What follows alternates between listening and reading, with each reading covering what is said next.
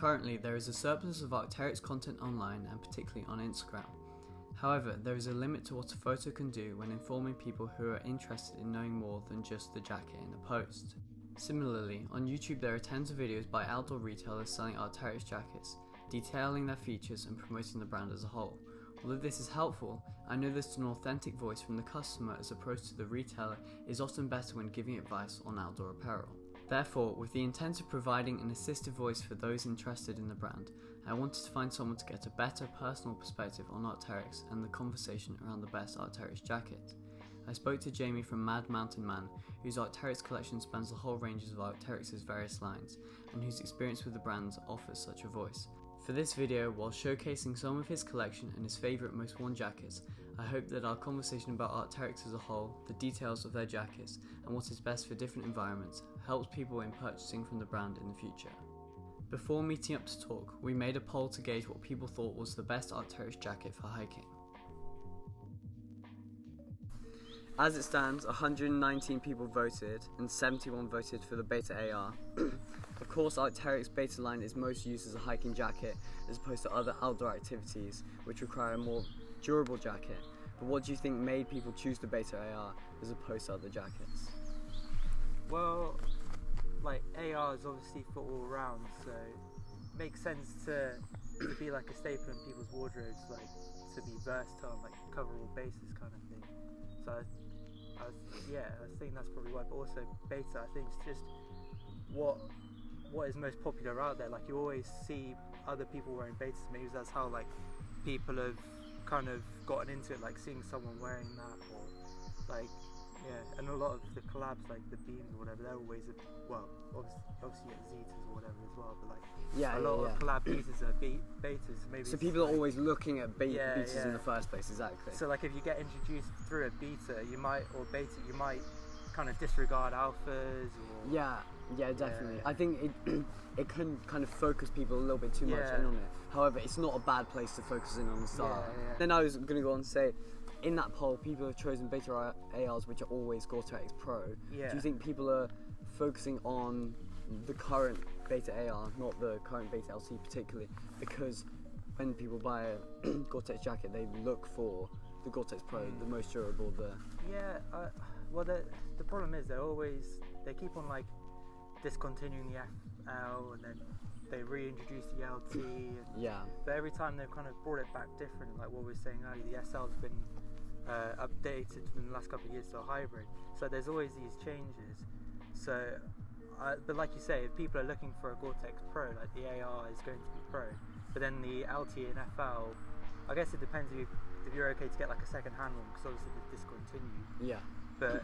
But like you say, the AR is like a staple piece. There's a reason why it's stayed there. Like the FL or LT, it's not been discontinued. So I guess it makes sense. So if someone was to use an Arc'teryx jacket on the daily, but for like going to work or whatever, like say if it's like Northwest US and it's like really rainy and like you always need it, would you say that it would be worth investing in Gore-Tex Pro as opposed to getting Beta SL?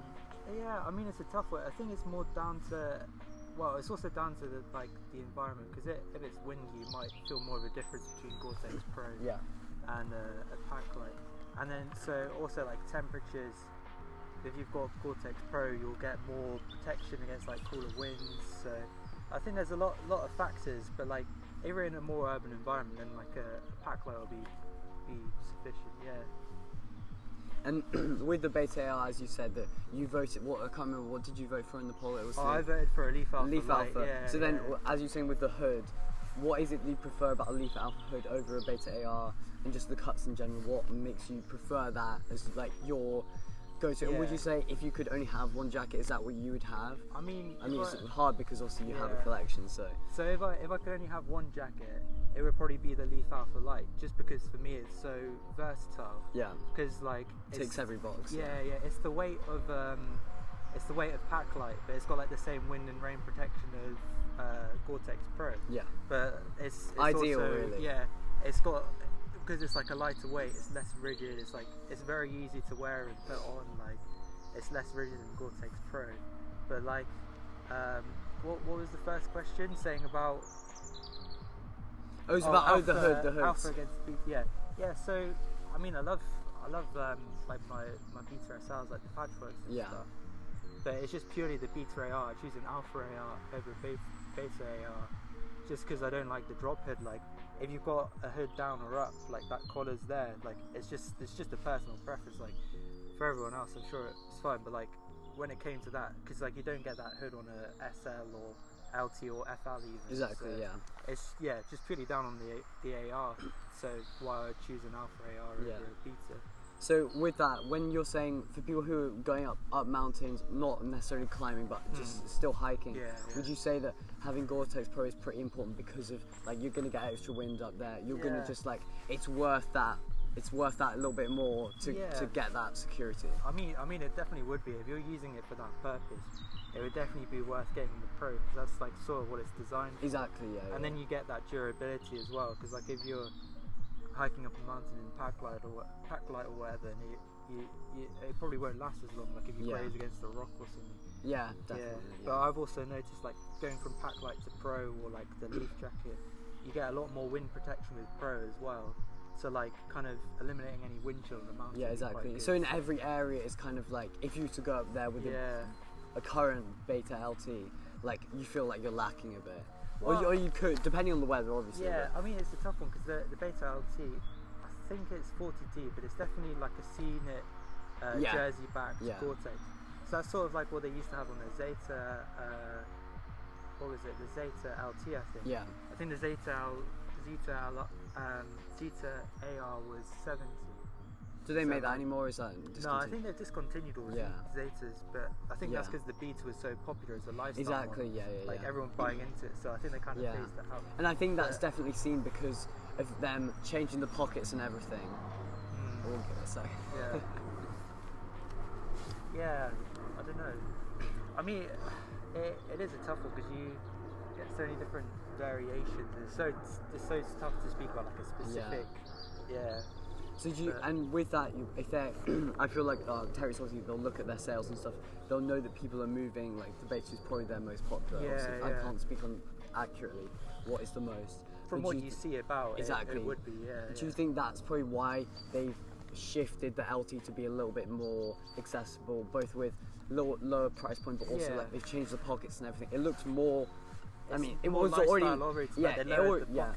It already looked conventional, but they've made it even more conventional as a jacket. I think it makes sense because Arc'teryx they've always got so many models, but then because like if you're buying into it, it's so confusing. So like if they can streamline it, also from like a business point of view, it's more just like less models, more simpler for production or whatever. So if they've seen like there's a bit of an overlap between the Zeta line and they can like kind of incorporate that into the Beta. It does make sense, I guess. Yeah. Like from a business point of view. Yeah. And as I said, talking about the price difference, like obviously Arc'teryx is the most expensive hiking brand out there that's kind of recognised and consumed. Yeah, like a household name. Household name, exactly. Yeah. For people who are first getting into it, obviously, if you were to follow the poll. Speaking UK prices, if you were to follow the poll, see that poll on Arc'teryx UK EU, you'd go, right, I need to spend £500 on it, well, brand new at least, I need to spend £500 on a jacket, whereas like the Beta LT you're saving £150, and then the Zeta SL, like it's almost half the price. Do you think that if people aren't sure about how much they're going to use it or whatever, then they should just get a Zeta SL for like half the price, or do you think that they should kind of just consider more, stay with what they've got and then wait and see if they think, well, if I'm going to buy a jacket, I want to just make sure I get the one that I want and then be happy with it? Well, I think one thing worth noting is like there's always sales going on with like Arc'teryx and stuff, so like you'll always get opportunities to get stuff discounted, but also at the same time, like the first jackets I bought, I'd never like pay a retail price. I got it second hand just so it was easier to get kind of more models and get more of a collection rather than going into the store or whatever or online and paying like a retail price, because especially with like being unsure of it, buying it second hand, then like you're eliminating that like down your head, like spending so much and not being right. But so I think if you're looking at your first one, it's probably worth looking at second hand. like just to see what's out there. Yeah.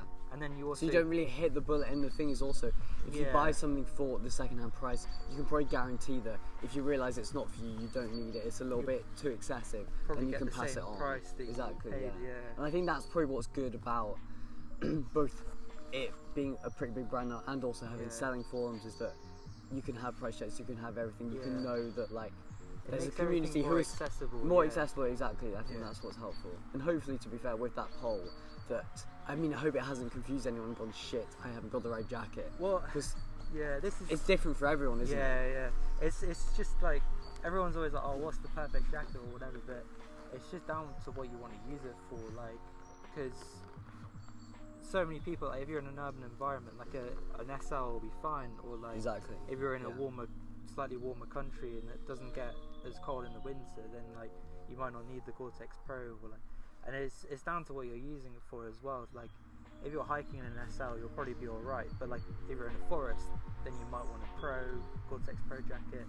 But then if you're doing like more mountaineering and stuff, then like you're definitely going to want something that, unlike Packlite, won't hold out the wind as much.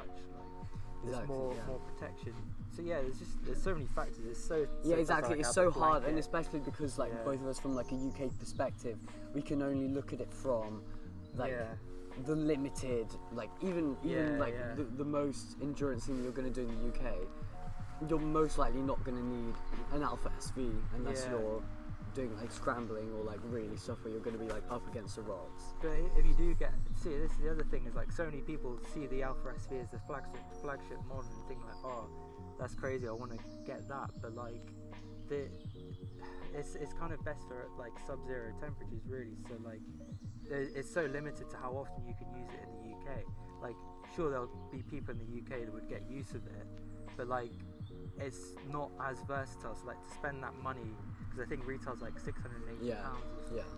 To spend that money and then only be able to wear it like doing a hike in heavy winter and stuff. Yeah, like, it's true. Yeah, exactly. But the other thing is, like, if you're hiking in an Alpha SV, like, in my opinion, some people might enjoy it or whatever, but in my opinion, it's like quite thick and rigid.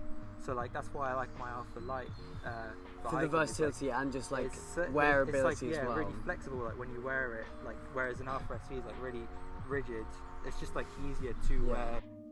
Unfortunately, the audio cut out before we were able to finish our conversation. So after our chat, I went back to Jamie to get a conclusive answer about our joint stance on what buyers or first buyers should do when first getting into the market. To provoke an answer, I asked, do you think people should follow the poll and buy a Beta AR? Should they buy secondhand to see if it's right for them, knowing that they could pass it on if it wasn't right? Should they buy lots of jackets from Arc'teryx themselves and then see what's best on them and then return the others before buying? Or should they do something else? What is the best process for a first buy if there is one, and what should they do? And Jamie, sticking to what he said earlier, said, it all comes down to your use, and I think the main thing is your location in relation to climate and what environment you're using it in. Following this, our conversation circled around similar buzzwords as before, about the climate of the buyer, the type of work you'd be putting the jacket through, and therefore the durability you want in the jacket. It infers that conclusively there is no conclusion to what the best or ideal Arc'teryx jacket is, and that unfortunately one has to stick their neck out and find out what is best for them on their own. I want to say a massive thank you to Jamie for making this video with me, plus to everyone who voted in the poll on Arc'teryx UK EU for giving us a good basis for our discussion. I'm so happy to see the growing outdoor community online, and I hope that this video and others in the future might help to contribute.